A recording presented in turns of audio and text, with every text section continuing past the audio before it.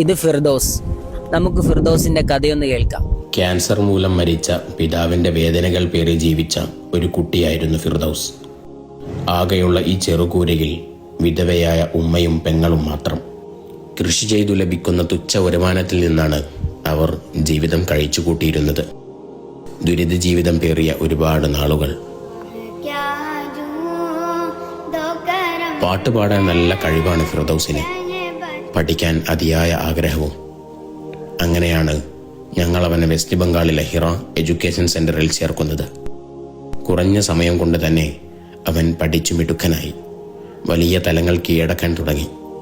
National പ്രോഗ്രാമുകളിലടക്കം നിരവധി വേദികളിൽ ഫിർദൗസ് ശ്രദ്ധാകേന്ദ്രമായി. ഹിറ വൈഹോം എന്ന ഈ സ്ഥാപനം ഫിർദൗസിനെ പോലെ നിരവധി വിദ്യാർത്ഥികൾക്ക് പ്രതീക്ഷയാവുകയാണ്. ഫിർദൗസിനെ പോലെ മികവുറ്റ കഴിവുണ്ടായിരുന്നിട്ടും ആരും അറിയാതിരുന്ന നവതലമുറയാണ് ഹിറ വൈഹോം വാർത്തെടുക്കുന്നത്. ഈ പുണ്യമാസത്തിന്റെ പുണ്യദിനങ്ങളിൽ നിങ്ങളുടെ സംഭാവന ഹിറ വൈഹോമിലേക്കാകട്ടെ. 1000 ഫിർദൗസുമാരെ വാർത്തെടുക്കുന്ന ഹിറയുടെ ഈ വിപ്ലവത്തിൽ നിങ്ങൾക്കും പങ്കുചേരാം.